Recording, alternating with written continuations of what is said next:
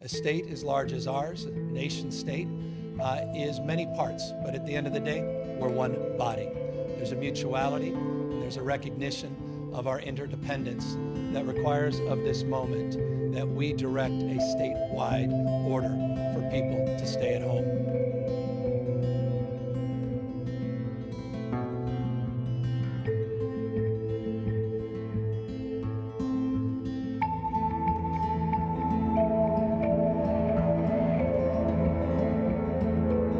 You're the best thing that's ever happened to me. Hello, everyone, and welcome to another episode of The Breeze, Breezeway Productions' The Breeze, where we continue our coverage of this year's Dances with Films Festival happening in Los Angeles, California on Hollywood Boulevard at the TCL Chinese Theater. And we have another filmmaker here with us today, Benjamin Hosking, to talk about his film, And I Miss You Like a Little Kid. How are you, Benjamin? I'm doing great. I'm super excited. Right on. Well, thank you for coming to talk about your film. So tell us a little bit about And I Miss You Like a Little Kid. Yeah, so And I Miss You Like a Little Kid is a short film, more like a half-hour film, about a male survivor of domestic abuse during the COVID lockdown and how he learns to get out and have the self-esteem to get out of that situation.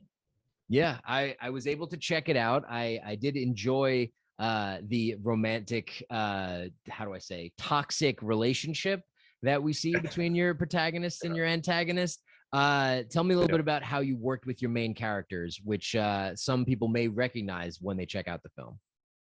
Yeah, so we have our two leads are Chris Zylka. He was in The Leftovers, The Amazing Spider-Man. I think he was Flash Thompson in that. And he played our lead, Jason.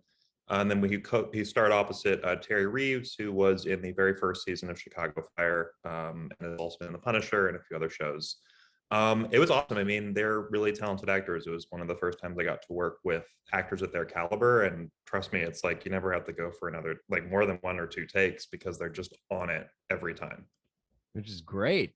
So I guess a lot of people are wondering that are looking to make a short film, how did that happen? Actors with credits that you were able to get through that are represented as well. Did you deal with their managers, agents? Did you casting calls, direct offer? Great question. How'd it go? Yeah, great question. So I cold reached out to a casting director. Her name's Jamie Castro. Highly recommend. And she actually was one of the Shondaland casting directors. So she did Grey's Anatomy. She did like a lot of their shows. Like she did Inventing Anna, which I think just released. And I reached out to her, and then she went with offers to a lot of cast. And Chris was a very early sign on, and then Teri was about a week and a half before we started shooting. But yeah, I mean, it wasn't like we didn't, have a huge budget, but we were able to work with a casting director who got excited about the project, and that made the world of a difference. Nice. Yeah. Well, I'm glad to see that it all came together to work.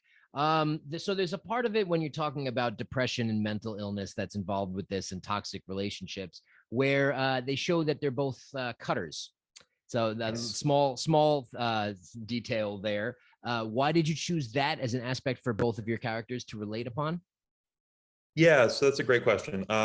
So with a short film, particularly like one like this, you have only so much time to get across the bonding of romantic partnership and like what do they bond over? And they bond over mental health, and they bond over their shared history of they both were cutters, they both had severe depression. And I needed a visual way to convey that bond, and having them both have big cutters with scars was a great way to do that and connect them very early on in the film. Yeah, you definitely did that. And the relationship, for those that are aware of toxic relationships, gets very roller coaster like. They're in love, then they're in hate, then they're in love again. So it's fun to be able to watch all of that. So the film will be playing at Dances with Films. Do you know when it will be screening? Yeah, so we're screening this Saturday, June 11th, at 12:30 p.m. at the Chinese theaters in Hollywood.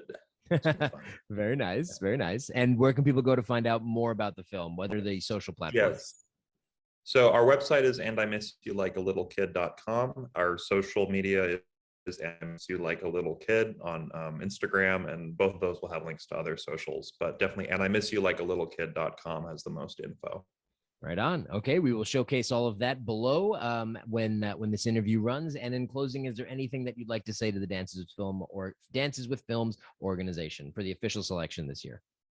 Yeah, I mean, I'm really grateful to Dances with Films. I've been super impressed by their shorts programming as well as their general like staff, and so far I'm really excited. They've got some great panels coming up too, so I'm super stoked. Yeah, it's a great festival to be a part of. I've enjoyed it over the years, and I know that they're going to do a great job again this year. Just picking up right where they left off before the pandemic. So we hope that all the filmmakers enjoy themselves, including yourself. And I hope that our audience is able to check out And I Miss You Like a Little Kid, screening